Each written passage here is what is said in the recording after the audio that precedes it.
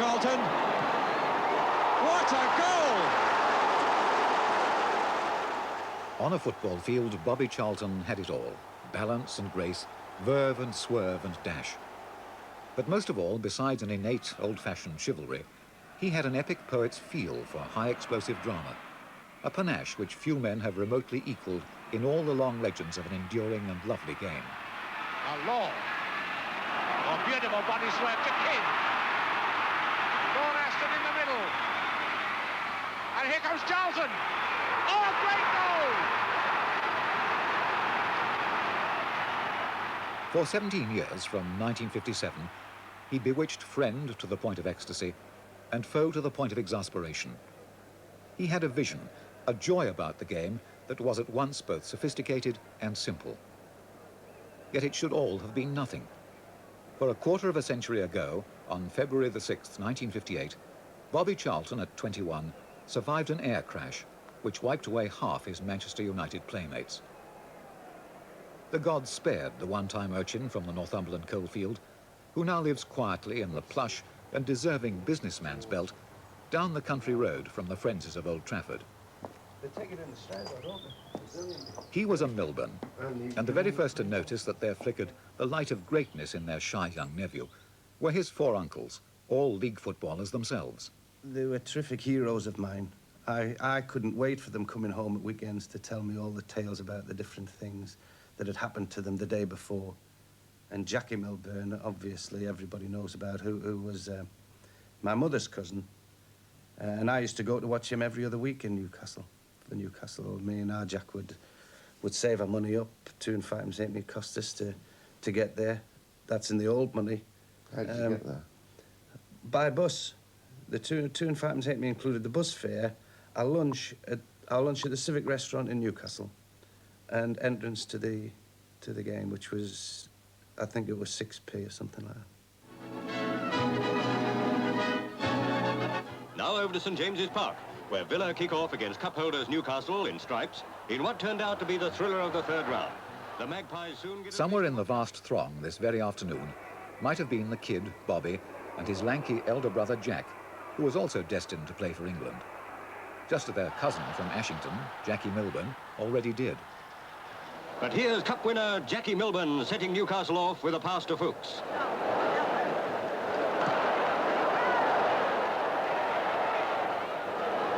It's a bad clearance. Mitchell collects, takes his time and centres over to Walker. Walker heads back and Fuchs runs in to score for Newcastle. This was the religion the boy was bred on, with the hymns demanding victory soaring up from the great cathedral. It was ever so at St James's Park. Now Newcastle are all out to save the game. 13 minutes to go. Mitchell shoots and it's all square. 2 minutes later and Mitchell has scored again. Now the Geordies are really jumping.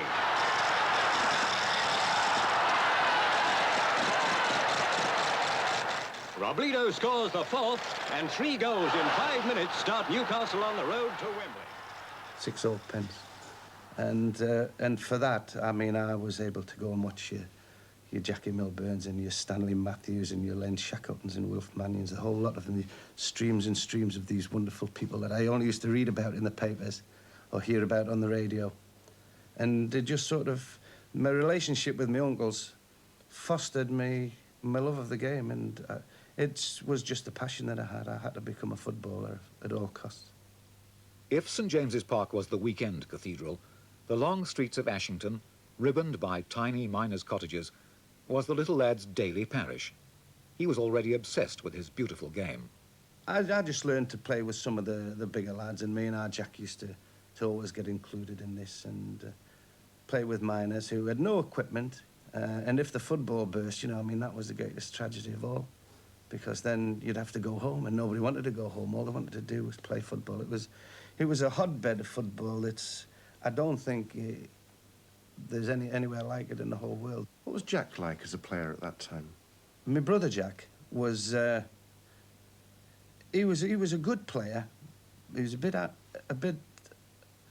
He aggravated people. I always remember that. I actually watched him in a derby match. He played for the Hurst Park and they were playing against the Hurst East, which was only about 300 yards away, this other school, but a deadly rivalry. And he gave a goal away and they lost.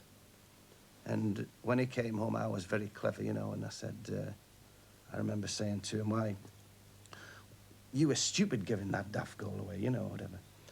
And he punched me straight off the top of, straight off the back of the couch onto the floor, you know. He was an uncompromising character in that. I don't know if he remembers it, but I remember it all right, yeah. Jack was first to be seen off to football and fame by Mum and Dad. Of the two other brothers, Gordon never aspired to be more than a keen and capable amateur, though Tommy, the youngest, was a real chip off the old family tree. The things you try to look for when you're at a football club or you're looking at a young player is to see whether he's got movement, whether he's got balance, whether he's got the easy control, etc.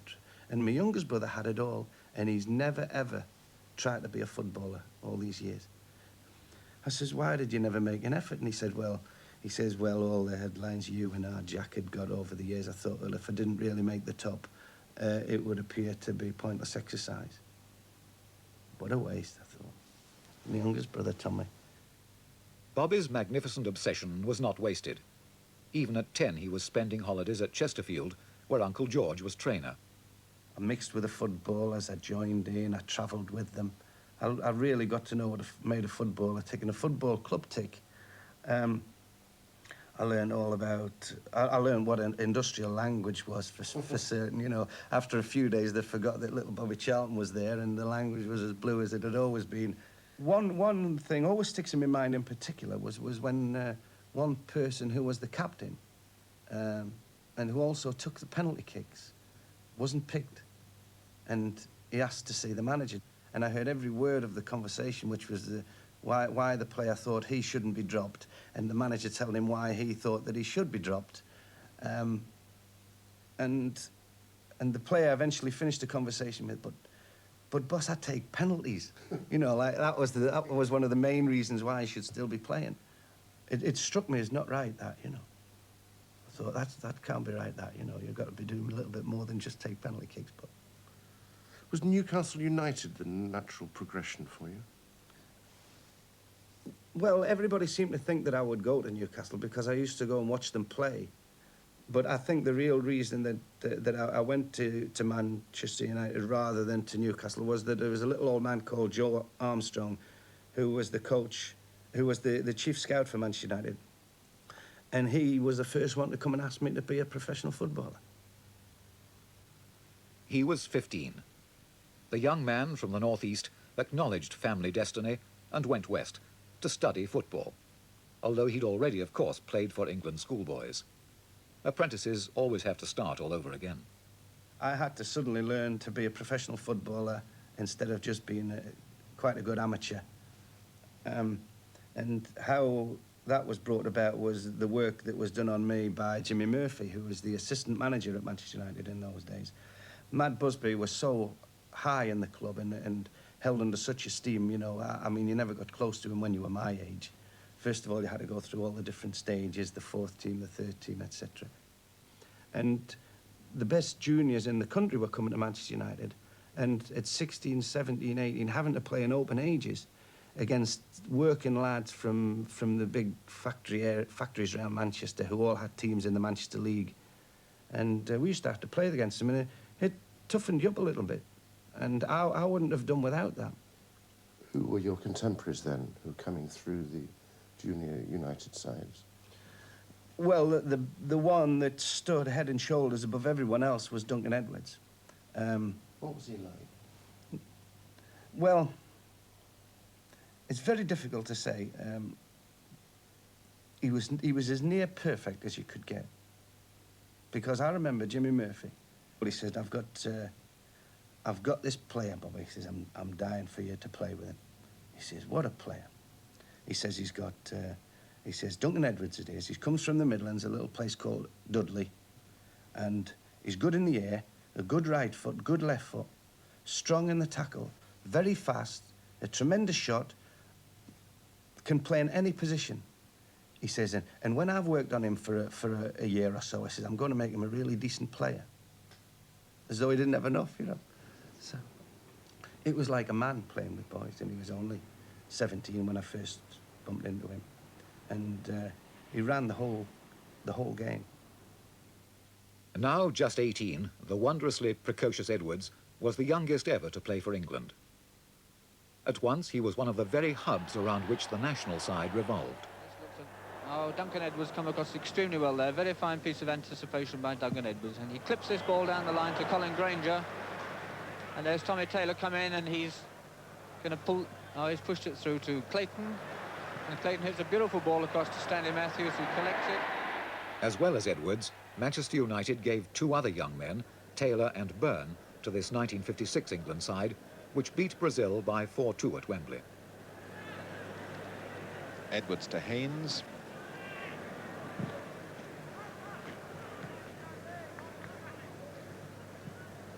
Djalma Santos. Paulinho. Edwards. Matteo. Edwards was exactly a year older than Charlton. Back at Old Trafford, Bobby strove mighty hard to keep up with such shining talents. I had to do my apprenticeship really through Jimmy Murphy, who was the assistant, and Bert Wally, the coach, who for 2 years really gave me a hard time in football, because I always wanted to just play and to go out with the ball and do whatever I wanted to do. And suddenly when I wanted to do something on the field, they would stop me, pull me away, and try to instill some thoughts into me. Brainwashing, I think, is probably a good way of describing it. When I'm at the most impressionable age, get hold of me and get rid of all my bad habits if they can. At last, the call. The young, athletic Charlton to take on the still powerful Charlton Athletic. 3 weeks before, I'd been injured in a tackle in a reserve match at Main Road, and my right ankle was swollen up, and it took a while to go down. It was quite painful. And I hadn't played in the reserves for a few weeks. And he called me up to his room and said, I'm playing you in the first team tomorrow. And if there's one time I didn't really want to play, it was that day against Charlton Athletic, it was. And but he said, are you all right? Is your foot all right? And I said, yeah, it's all right. And I played, and I carried it a bit, you know. I carried it a bit, but the first match against Charlton Athletic, and I remember after the match, we won 4-2, and I was lucky enough to score 2 goals. It was really hard because all the players used to say, you can play in reserve matches and 18 matches all your life, but until you actually play in the first division, you don't realise how much you've got to give of your body, like in running, and you push yourself through pain barriers, which you never do in reserve team games. So he was a Busby babe. In the history of the game, there's never been such a unique collection of eager, youthful flair than that which Matt Busby and his staff had assembled with such daring precision and loving care. With fatherly pride, Busby himself led out his boys for the Wembley Cup final of 1957. I'd really only visited the first team. Whenever anyone was injured, I was drafted in. Never really thought that I'd be playing in the FA Cup final. We played Aston Villa in a very controversial match where United had already won the championship, and this was the double that they were going for against Aston Villa. We lost our goalkeeper Ray Wood with a collision when he had a collision with Peter McParland, the left winger for Villa. It put us completely out of our stride. Jackie Blanchflower had to go in goals, and we had to readjust our positions. No substitutes, if you can remember, in those days. And we lost the match 2-1. Great disappointment because we didn't really play football. We never were really given the chance to play at all after that. It was unfortunate, but Aston Villa played well on the day and beat us. They beat us fairly, you know, not squarely maybe, but they beat us fairly. Although United lost, they had already won the league championship and so qualified once more for the European Cup. Among other things, Busby and his rampant youngsters pioneered Britain's challenge abroad. The previous league champions, Chelsea, had not even deigned to take their place in Europe. Now it was to become Busby's overwhelming inspiration, and through it, he sought to blow fresh winds and dramas into the narrow, pinched and parochial English game. I used to love European matches, and always did at Old Trafford. For years and years, it was always packed out, packed solid for any European competitions. European Cup semi-final, second leg. Madrid won the first encounter by 3-1, so United must get 3 clear goals in this match to reach the final. Real Madrid race across the Old Trafford turf, and Matt Busby's boys and their 60,000 fans realise it's not going to be easy. But by golly, they're going to do their darndest. After 25 minutes, Copa takes a pass in the penalty area and shoots a low one. So began 9 minutes of dramatic, decisive soccer. From the very beginning, Bobby had been matched against some of the most celebrated names in the world. Here's Madrid's second. Hento passes, Real shoots. Too easy. On come the floodlights for the second half. Manchester, 4 goals down in the aggregate, need a miracle to save them.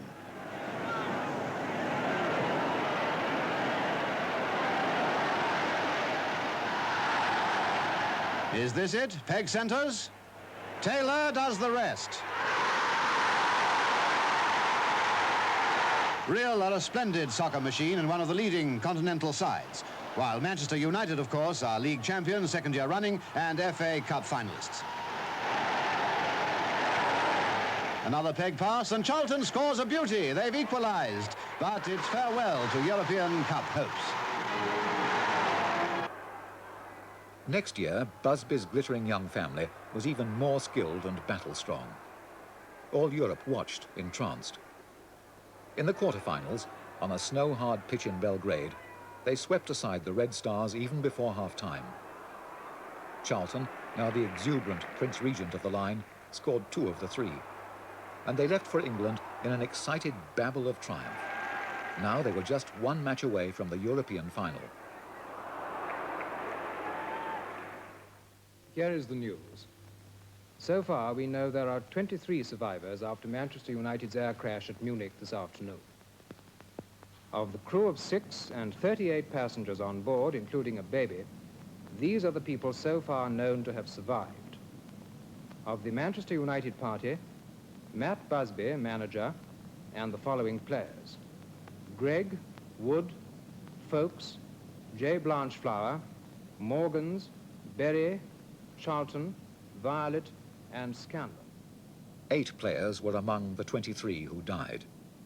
Byrne, Bent, Coleman, the magnificent Edwards, Jones, Pegg, Taylor, and Whelan. Charlton miraculously was treated for little more than shock, though Matt Busby was to fight for his life in the Munich hospital for weeks. The accident happened when Manchester United team was probably at its peak. They'd reached the semi-final of the European Cup by going through against Red Star Belgrade, who were really top-class opposition. And on the way back, the accident happened, and the club and the players that would never ever be the same again, you know. I'd like to say a few words to my mother. I hope she's okay. Yes. And taking it well. Look at her while you're doing it. She hasn't been down to see me, you know, but it's a bit a long way and I'm all right. I know. If I'd have been a bit worse off, like some of the others. I don't really think about the accident as such. I think about the people and the players involved, you know, because most of them that were killed were really good personal friends of mine. Duncan Edwards and David Pegg, Eddie Coleman, Tommy Taylor. I was just lucky. I've always been lucky. It's unbelievable, really, that something like that should happen and all your pals get killed and suddenly you're there with hardly a scratch on you. Sometimes I feel it doesn't seem right, you know. But they were lovely lads, all of them, and good players, and the memory of them will always be at Manchester United. An eerie, numbed and grieving hush settled over England, indeed over the whole football world. Yet even while the father figure fought on in Germany, fortified by the last rites of his Catholic Church, his stewards cobbled together another team. And within a fortnight, Manchester United were playing again. I think I would have really had to spend a lot of sleepless nights after that if it wasn't for the fact that the club and Matt Busby was still alive. Jimmy Murphy took over the reins, and we literally had to keep going, otherwise the club could have gone under. Old Trafford, and 60,000 were there to see virtually a new United 11 take the field.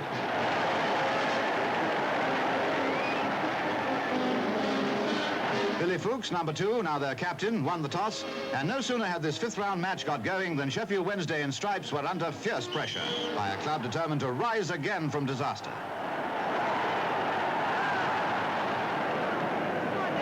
Bobby Charlton, injured in the crash, and Mr. Murphy, understudy to Matt Busby, now saw the ball curl into Wednesday's goal from a corner by Brennan.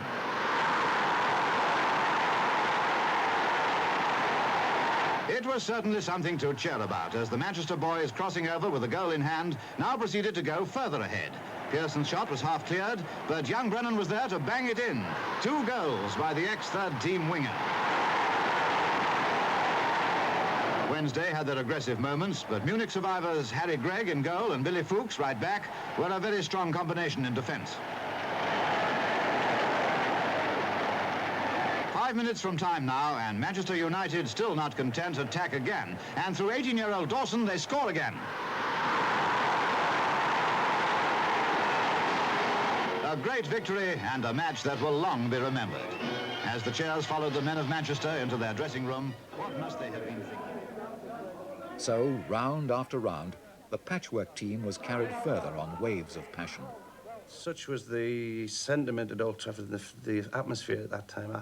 I really felt sorry for teams that had to play against us, because it was very difficult for them. Wembley's Empire Stadium is certainly a very powerful magnet on the great day. 100,000 or so were there, and they fairly cheered Matt Busby, who had recovered sufficiently to be present, as his Manchester United men came out beside their white-shirted opponents, Bolton Wanderers. Then Bobby Charlton sets the ball rolling, and the match of the season is underway. Bolton are soon driving down the left wing.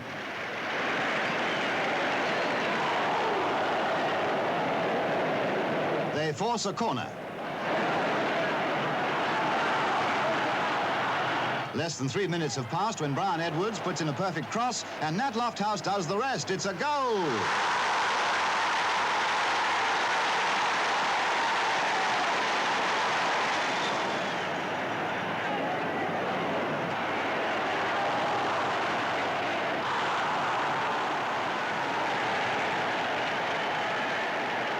Manchester's forward line attack again, and a slowed-down camera shows the brilliance of a Hopkinson save. Every spectator at Wembley must now have looked forward to more thrills in the second half. After Bolton had kicked off, United were soon away at full speed in search of the equaliser.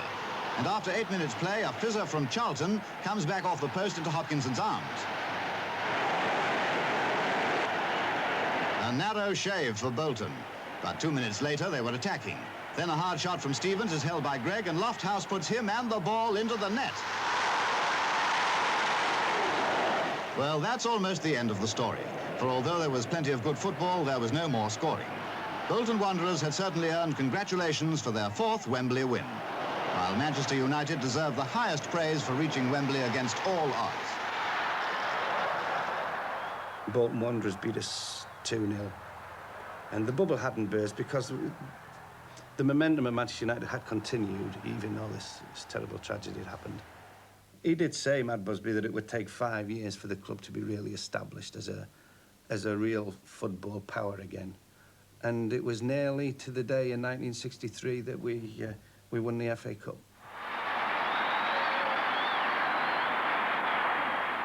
So it came to pass. 5 years and 3 months after Munich, Busby's new team, certainly by national and possibly even by royal command, laid waste Leicester City at Wembley.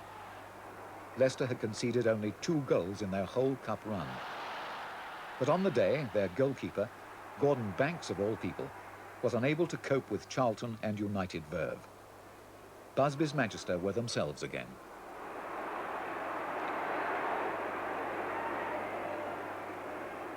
That was like Manchester United was okay, you know. Don't need to worry about it anymore. And the following year, we won the championships. We won the championship, and we had very, very successful few years. It was marvellous. And alongside the now majestic Charlton, stirring new princes were in attendance. Dennis Moore running beautifully. Dennis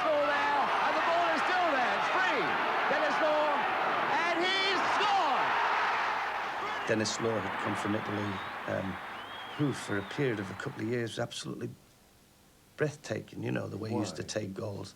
Well, a half chance and it was in before he even thought about it. Very brave, beat goalkeepers, dribble round them, head balls, go in when other people would never go in and score goals. And the crowd loved him because he used to hold his hands up to them, you know, and show that they were all a part of it, and they loved Dennis Law. And George Best, who came, a young lad, and really turned some fullbacks inside out. In the sun, but it was Best who picked up that kid Flick. Driven wide. Yes! Got himself into all sorts of problems because I think maybe got a little bit too soon, and I don't really think that he had the same sort of treatment from Jimmy Murphy, if we could say. Jimmy Murphy by that time, you know, was coming to the retirement age and wasn't doing this sort of work that he had done in the past. And I think that a lot of players, not just George Best, missed that sort of treatment. But I'll always think of the George Best with fullbacks chasing him, trying to kick him, but never able to succeed. He was a marvellous player. And also in that category of great players, I would have to put Nobby Stiles. What was he like to play with? Well, you tend not to think of a defender as being world class, but Nobby Stiles had a gift for sniffing danger. There was a period of about 2 or 3 years where he used to play everyone's defensive position for him. If the right half got in trouble, without anybody having to tell him, he'd go and the trouble would be solved. He would cover fullbacks, centre halves. He could smell danger when it was coming, and he'd nip it in the bud. And fearless tackler. And then as soon as he'd done his job, he'd go and give it to a forward player or a midfield player and said, "I've done it. Now you do yours." Manchester United versus Real Madrid. Two of the most successful and highly respected teams in the football world today, meeting in the first leg of the European Cup semi-final. Manchester United, the English League champions, the mighty Real Madrid, already champions of Spain this season, and 6 times winners of the European Cup. The ground at Old Trafford packed with a capacity crowd of 63,500 people who paid... 1968 had arrived.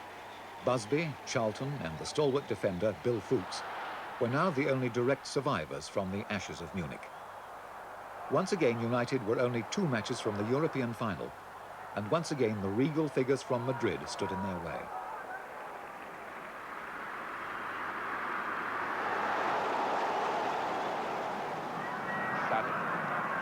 Sadler the crowd.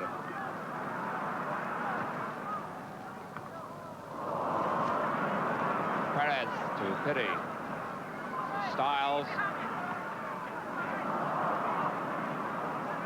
Best to Kidd. Good flick, that was by Best. This is Aston. Again the cue at the far post for the cross if he can get it back. Ran well for him. Best! A real good goal. We didn't think that was enough to go through to play Madrid in the Bernabeu Stadium with all the fanatical Spanish supporters that we knew about. Such a slender advantage made it ominous for the second leg in Madrid. United filed determined into the now familiar cauldron of the Bernabeu Stadium. And Nobby Stiles had an even more resolute glint to his glasses. But once on the field, even Charlton, who'd seen it all, was to be amazed at Real's skills all through the first half. Neither he nor the wizard Best had a chance to retort as the Spaniards offered a sumptuous feast to their supporters. Within 45 minutes, United's 1-0 lead was gone, and Real were now ahead by 3-2 on aggregate. Madrid had sort of overrun us and had whatever bit of luck was going, but they'd broken us completely. And we were sitting in at half-time completely dejected, thinking, well, is that it, you know? Because we couldn't possibly imagine that anything could be any different in the second half. And even Matt Busby, I remember, you know, trying very hard to lift us, but... What did you say? Well, I mean, he was as depressed as the next thing. He thought that it had gone, you know. And we went out second half and just kept on working and trying to do the right things. And for no accountable reason, they had completely lost it. You know, I just could never understand it. Maybe we kidded ourselves into thinking that they could play like that for 90 minutes, but they couldn't. And they probably didn't play against a lot of opposition like us who would keep coming at them all the time, even though we're behind. And we hadn't been broken, and yet they must have thought that we had. And we got a break. David Sadler went up and knocked the ball in from not a very attractive goal. Suddenly we're level on aggregate, you know. And right, you know, if we hang on, we still think this, if we hang on, we might get a replay in Lisbon. It was decided that it was going to be in Lisbon. And we kept on playing, and they seemed to be fighting amongst themselves, little arguments going on between players, which is always a good sign for the opposition. You know, it picks you up a little bit when you think that they're not completely happy. And then suddenly, George Best got the ball on the right-hand side, and with what he's good at, he'll take one man on without any difficulty. And he'd beaten the full-back, and George Best pulled the ball back, and Bill Folks, who'd never ventured over the halfway line, I don't think, in any time I'd ever seen him play hard. And he slotted the ball as professionally as you like, straight into the far corner, and we'd come back from the dead.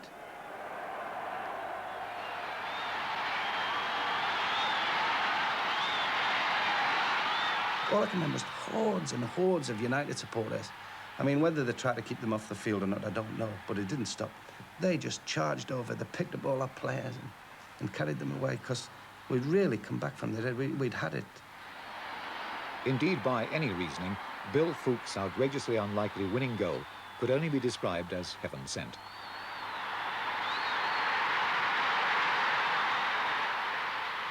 Through his tears, Charlton sought out Busby, and together they gave thanks, as well to Jimmy Murphy, who'd seen his one-time apprentice turn sorcerer himself. The final was to be at Wembley, against the mighty Benfica from Portugal. The man on whom the real burden rests, Matt Busby, has lived 11 dedicated years for this moment. Surely the prize couldn't elude him now. No score in a scrappy first half, but the garden was full of such rich blooms, something had to blossom. In the second, it did. Eusebio, the greatest scorer in European soccer. Coluna, Benfica's captain. Twice they've won this European Cup before. George Best, one of Manchester's miracle men.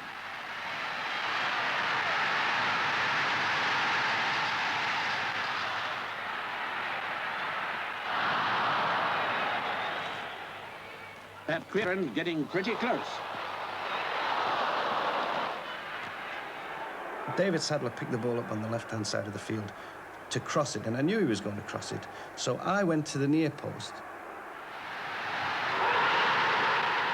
So I didn't score many headers, but that was probably most important. So we were off then and thought we were going to do it. After the tumult and the shouting, George Best has a try, but Coluna steals it from him. Could be trouble for United.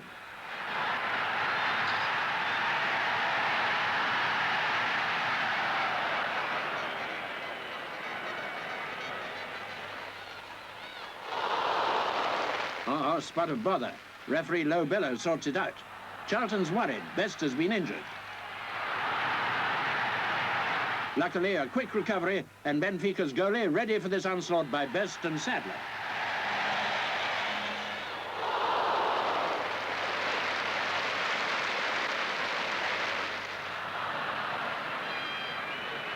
Centre-half Bill Foulkes as Benfica advance.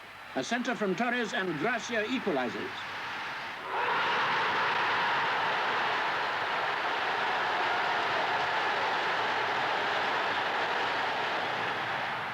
Suddenly, the rhythms had changed.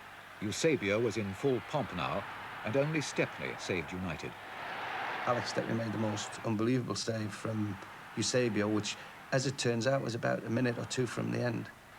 And then we were forced into extra time, which had surprised me a bit, because I thought we would beat them. But extra time held no fears for me. Here's the sequence that writes their golden chapter in the records. 3 goals in 8 minutes.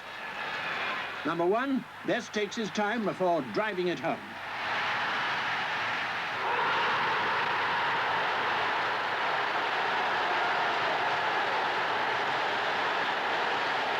The next one comes from a corner. Charlton's kick swings across for Kidd to head and score on the rebound.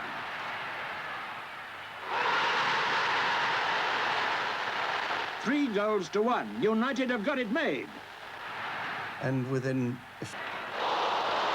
But there's still another, and it's number 2 for Bobby Charlton. 4-1. And that was the first half of extra time. That's how history is made.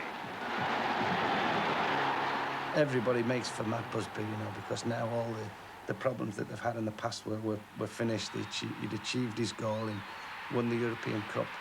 And everybody was making for him, you know, and I was a bit worried about him because they were pushing him, pulling him, and one thing and another.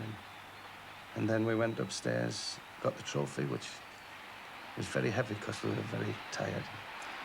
Now Manchester United have become the first victors from England. Bobby's tears still flowed, elation and triumph, and still the tragic remembrance of things past. It had been 10 years since Munich, and 10 years, too, since his first match for England. Billy Wright played, Tom Finney played. Can you imagine me, a little lad, who used to go and idolise people like that at Newcastle, and here I'm actually playing in an international match with them. I really think that events had taken over after the accident so quickly I couldn't really comprehend what was going on playing for England in an international match. Because we were playing matches every other day to catch up the fixtures that had been lost.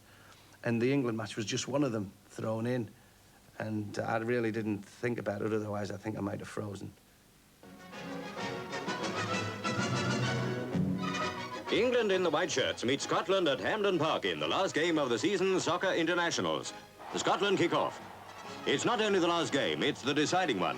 For the winner will share the championship with Ireland, but a draw will leave Ireland as outright champions. So the Pack-stands are ready for anything. Well, almost. Brian Douglas slips a neat one from the right wing to Johnny Haynes, but goalie Younger collects. Then, from a free kick taken by Bobby Charlton, Douglas heads goal number 1 for England.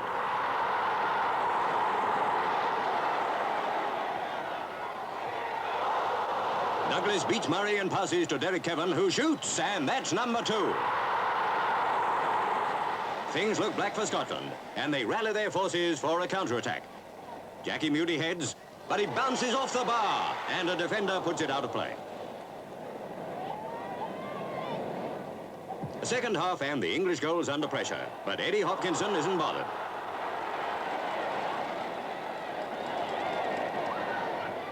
Bill Slater starting an English attack. He passes to Douglas. Douglas beats Harrigan, cuts inside. But Tommy Younger pushes it away and McCall clears. But Tom Finney's soon bringing it back again. He beats Alec Parker. He centres, and Bobby Charlton runs in for a magnificent goal. All I can remember about that was not that it was a tremendous goal, but I got a pass from Tom Finney. You know, it was absolutely superb. Early days for England had been in charge of the studious Walter Winterbottom, who had been hamstrung by the FA's narrow creeds. When Alf Ramsey, a former player, had taken over, the side began to take wing, or rather didn't. England, up to Alf Ramsey, had not had a great record playing away from home. And I remember this match, 4-3-3, working to perfection, because we played without wingers, and the Spanish had 2 fullbacks standing outside, and I can remember them to this day looking across at one another because there was nobody there for them to mark. Automatically, when a team comes on the field and the match starts, they say, right, there's my winger, you see. Well, suddenly they're playing in a match when there wasn't a winger. So they're looking across at each other, you know. And while they were doing all this, we were piling through the middle in hordes. And although we only beat them 2-0, we beat them very, very convincingly. And that was, I think that was when the 4-3-3 was accepted by the press and the public at large. Red, white and blue, he's World Cup Willie, we all love him too. World Cup Willie,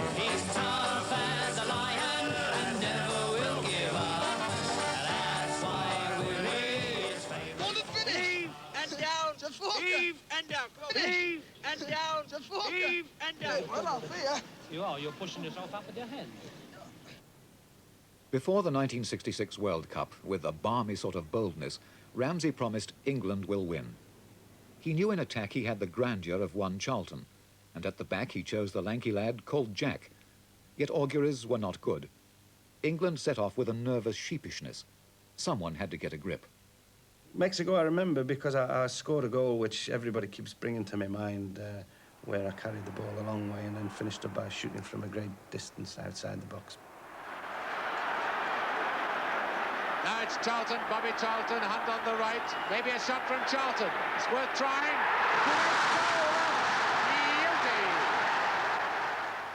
I can remember thinking to myself, if they allow me to go another 5 yards, I'll be able to have a dig, you know. Had they attacked me, I would have had to lay it off, but they didn't. And I thought, right, and I just hit the ball at the general direction of the goals. And there again, old Jimmy Murphy saying, if you get round the goals, don't try and pick a spot, just hit the goals and let them worry about it. And that's what I did. And so England were on their way to a semi-final, and waiting for them were Portugal, and of course, Eusebio. All I remember was it was a super game, played very fast, just the way we like it, certainly. Up and down, you know, balls knocked across. Gordon Banks was in form, our kid was in form. Bobby Moore, I didn't worry about one of our players.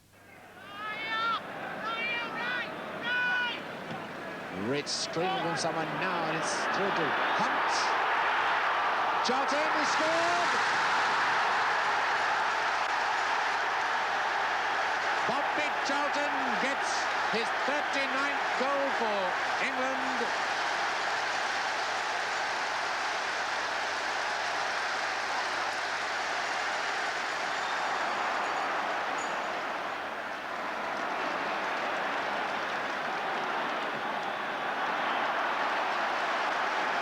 England playing some lovely stuff now. 16 is Peters.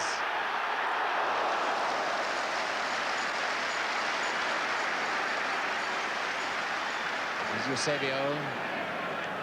2, 4, 6 England defenders between him and the goal as yet. Torres to Jose Augusto. Torres streaking now for the far post. And here's Eusebio, a beautiful shot.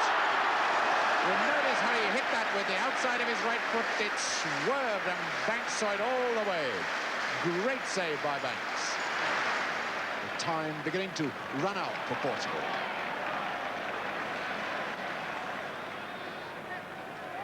This is Moore.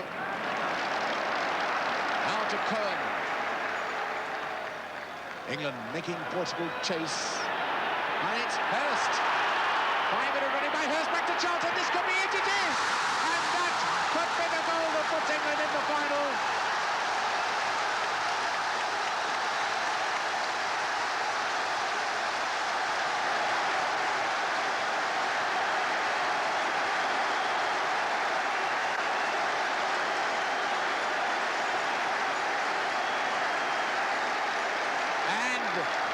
Full marks to the Portuguese. Every one of them shook Bobby Charlton's hand. Alf being the professional, you know, it wasn't enough to get to the final. You know, we had to win it. So there's still a lot of work to be done. And play the Germans. We weren't particularly frightened of them.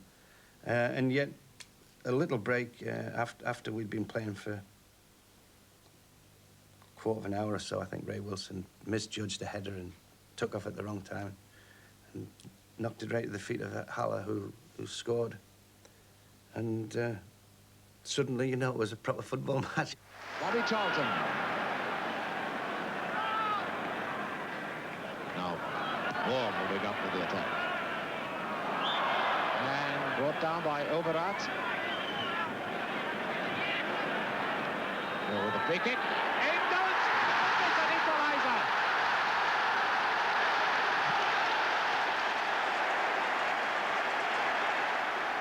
Ball with the corner.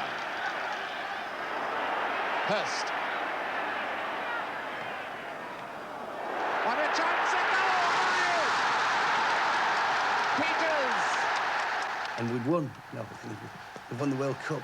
Because 2-1, nobody's going to come back now. We have complete faith in all the other players in the team. And it's a free kick to West Germany. 1 minute to go, just 60 seconds. Every Englishman coming back, every German going forward. Now, will the Germans snatch a dramatic equaliser and bring us to extra time? It's Emmerich coming in. And he's... Oh, yes, it must do! They have done! Weber has scored in the last seconds.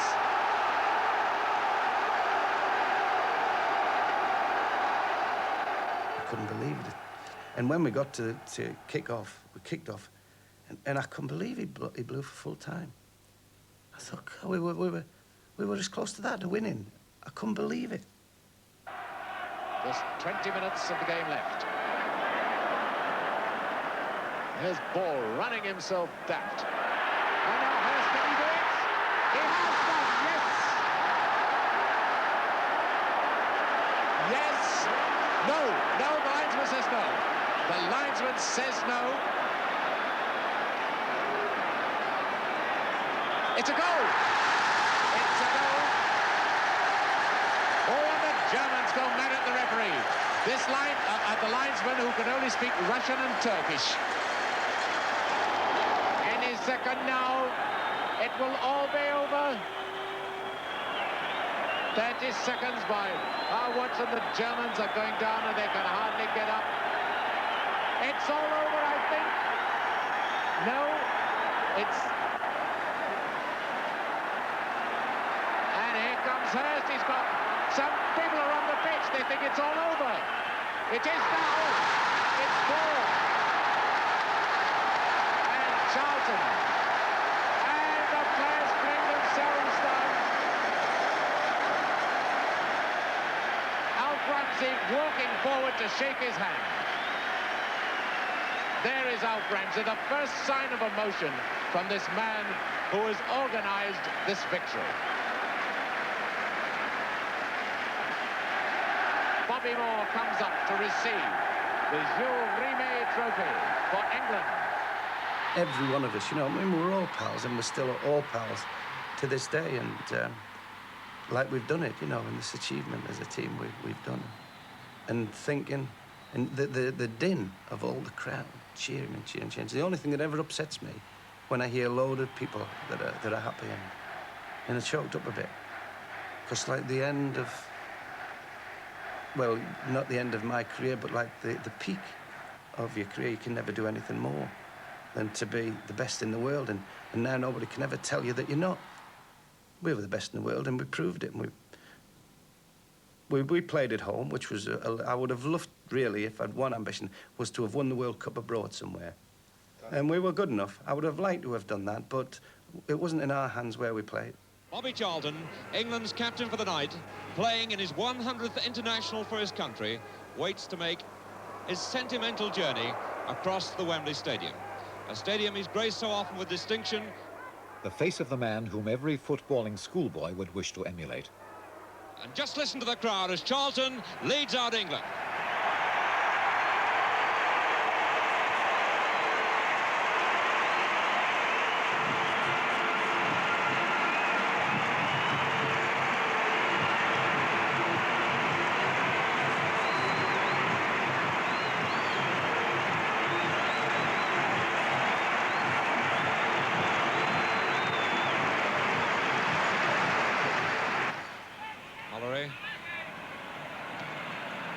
Hughes.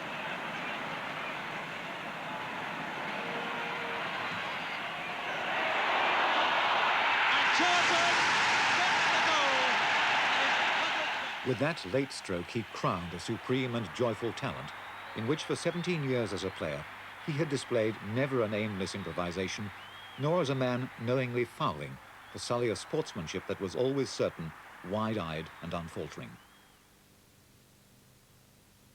After Ramsey substituted him in the Mexico World Cup of 1970, when this time they were beaten by West Germany, it was his last appearance in an England shirt. And, well, England have never quite been the same since.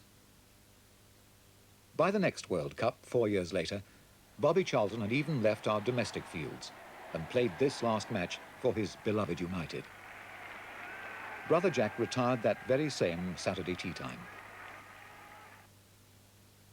The hero was honoured in abundance, of course. Briefly, he tried management at folksy, once proud Preston, but they were less clamorous terraces and dramas than he'd been used to for over 20 years. Backstage, it was a different sort of hurly-burly. When I finished at Preston, I thought to myself, well, you've had football non-stop playing in clubs and internationals and management. You've been in managing now. You've never been without the game. And I thought to myself, to be fair to my wife, why don't I try it without football for a while? He had met Norma in 1961. It has been the most perfect of all his matches. It was more important because it was a team game. Yeah. It was a team game, and you were so keen not to let your daughter let the rest of the team down, you know. He enjoys his daughter's gymkhanas, where he acts as stable lad and groom. He drives the horse box, and then brings up the rear with his bucket and spade. Come on, Steph. Head up to the grass over there. Yeah. Come on. It's been marvellous, really, for the family, and it's kept us together as a family. Horses, they can't go without me because I've got to drive them. I've got to put the trailer on the back, and we spend a lot of time together, revolving round the ponies. And do you wear your check it's been cap? lovely. No, I don't wear a check cap. I just go and do whatever they tell me. They're the bosses, you know, and when it's to do with the ponies, I just say, all right, I'll do it. Well, will you teach me to do some? Hey, go on, show me how to do it. Go on. Oh, now flick it up onto your head. Hey, me. Toss him a football, and he still can't resist. It's a busy retirement. He's involved with a successful travel agency, is a television commentator, and travels the world giving soccer coaching clinics. Bobby Charlton is still obsessed with his lovely game. If I can sort of just give something that I got, and hopefully it goes in one ear and doesn't go out the other, it actually stays there, then I think it holds them in good stead for the future. And I do like my coaching, and I love getting a response back from young lads. Football is so exciting, and you feel part of it, and when you see 11 men knitting together and doing something that's really, in a way, sometimes artistic, it's so lovely to watch. I don't think that you can better it. Exciting, artistic, lovely to watch. Now it's Charlton, Bobby Charlton, hand on the right. Maybe a shot from Charlton. It's worth trying. What football is to Charlton? Well, simply, Charlton was to football. And you couldn't better that.